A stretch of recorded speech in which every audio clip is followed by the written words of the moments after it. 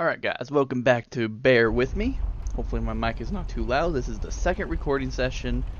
So this is actually where I left off. If you guys remember, in the first episode there was an issue where I had recorded a session before and I had a mic issue, so I re-recorded that session to fix so I had some spoilers in the game, but this is right where I left off in the last session, so now everything here is new for me.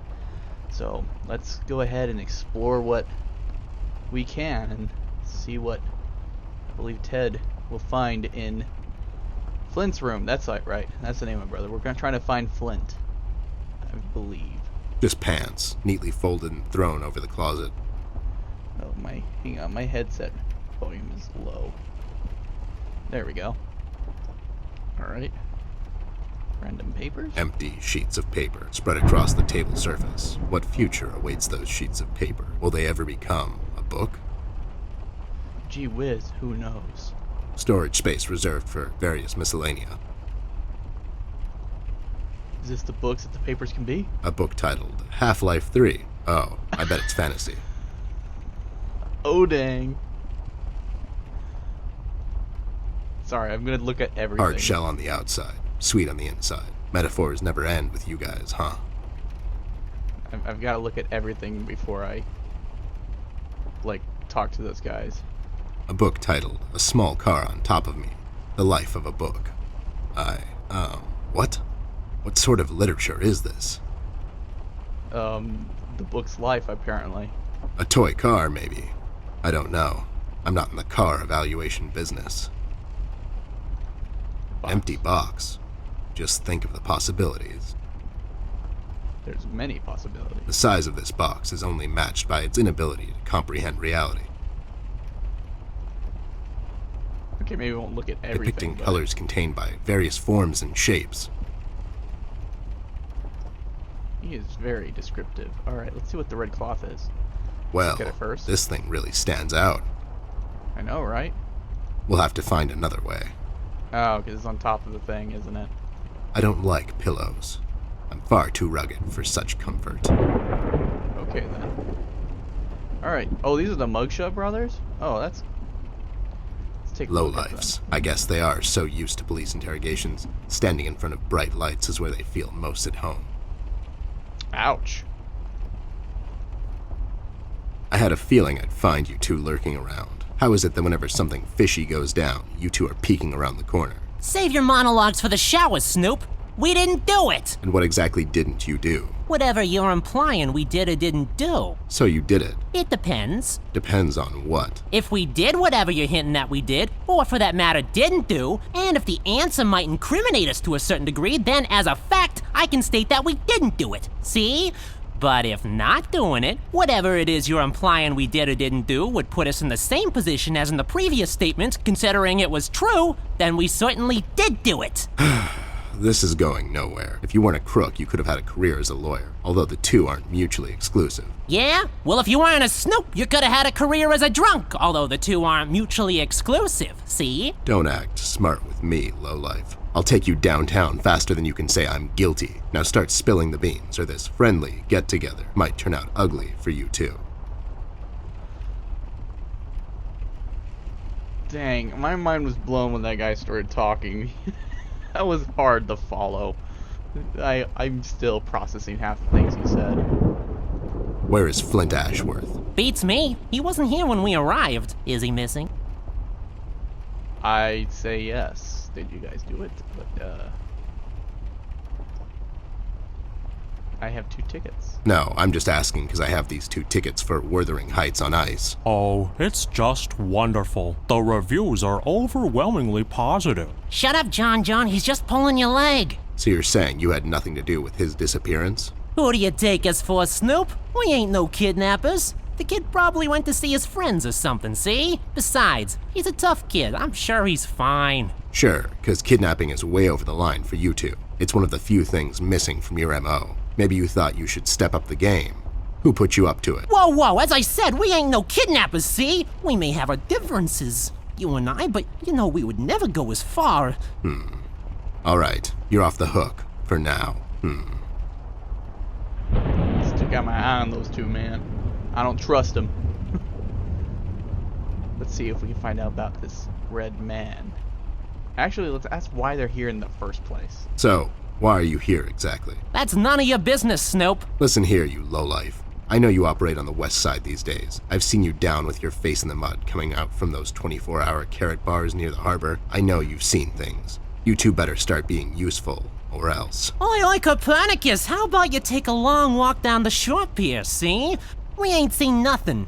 We're just a couple of them hard-working individuals, see? We know our rights. We pay them taxes and such. What's a snoop like you even gonna do?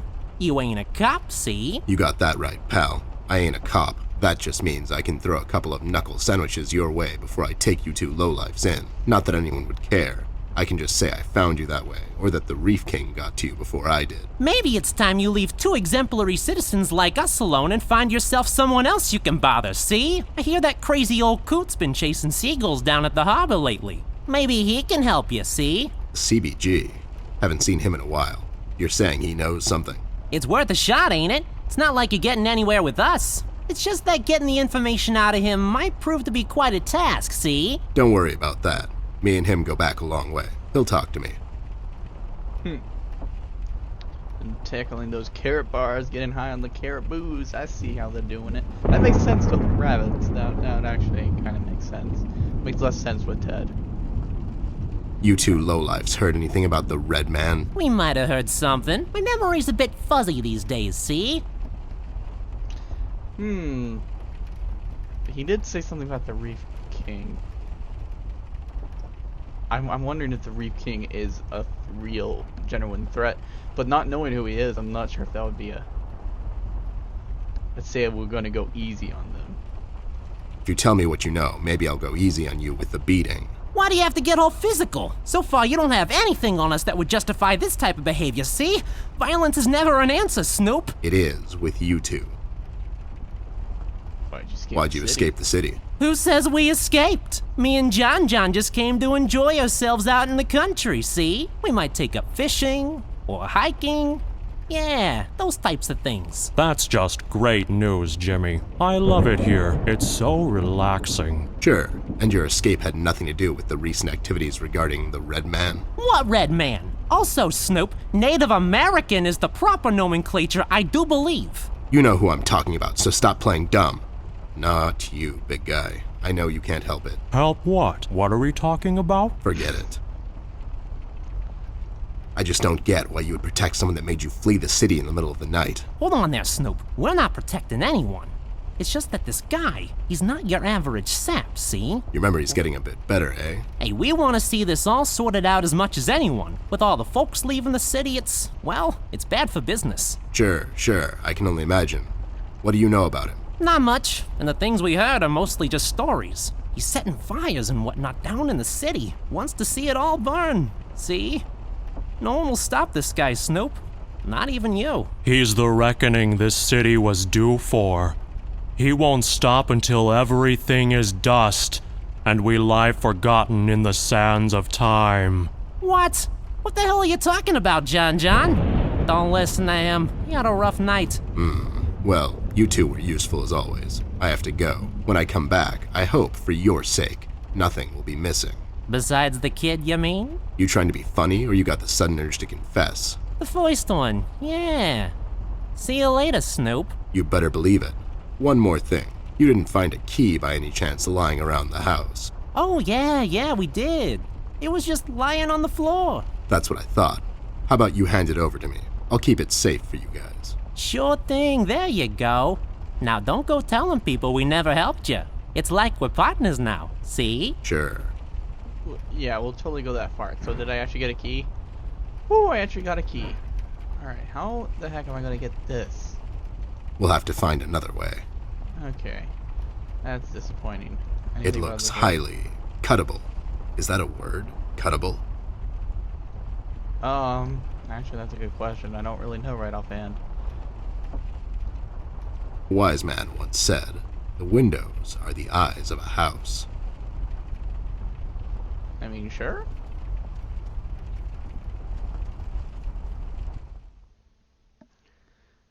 So now we got a key for another room. Those two clowns are in there, not being useful as always. Did you ask them about Flint? I did. They didn't know anything. I think they're just hiding from someone. The red man? That's my best bet, but who knows with those two? So Flint's not in there? No. What should we do, Ted? We have to find him. Well, we're not going to find him standing here. We should check other rooms. Maybe he's hiding somewhere. Mugshots gave me this key to your parents' room that they, totally just found lying on the floor. We should start there then. Such forward ideas. You're going to be a fine detective one day. Thanks, Bear. You too. Got a quick question though. How'd the Mugshot brothers get in there? Because they escaped the city like earlier, and then if this hole was covered in cobwebs, like why did we have to clean out the cobwebs too? And because the Flint's door was locked. Well, I guess they could have gone in there and then locked it if they're hiding from someone. Now that I think of it, I mean, yeah. But there's a key up here. I didn't know. I don't remember us needing a key. Do we really? Can we use this key? We'll have to find another way. Oh. And is this key anything special though? There's a small key up there. It looks lonely. I guess you could say it's just hanging around. Really? Okay then.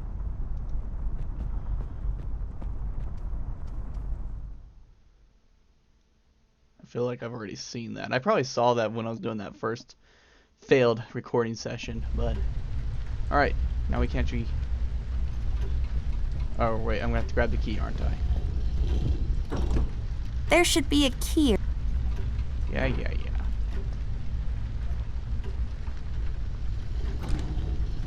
Alright. It's unlocked. Hope I don't get into trouble over this. Gee whiz, I hope so too. Okay then. My parents' bed. It's so big and comfy. My bed is like sleeping on a pile of rocks. Well, not really. It's really soft and fluffy, but this one's better. Well, of course. Parents always get the best. Don't tell me that plastic wrap is for that small little tie. It's plastic wrap for your clothes. For some reason.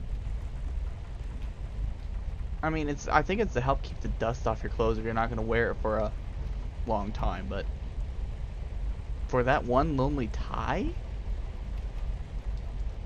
An armoire. That's fancy talk for closet. It's one of my dad's cameras. It probably fell down by accident. Well, I'm sure he won't mind if we borrow it. I'll take this film strip with me. Maybe I can develop it later. Oh, well, we can take that too. Some weird plant is sticking out of it. Boom! Ooh, creepy A dude. painting of some guy. Let's name him. Jeffrey. What do you think, Ted? I don't, but he does look like a Jeffrey. Jeffrey Creepyface. His eyes would follow us around the room, if he had any. Dark room? I want to know about this dark room, and I'm going to need a key for the dark room, aren't I? Ooh, I don't need a key for the dark room.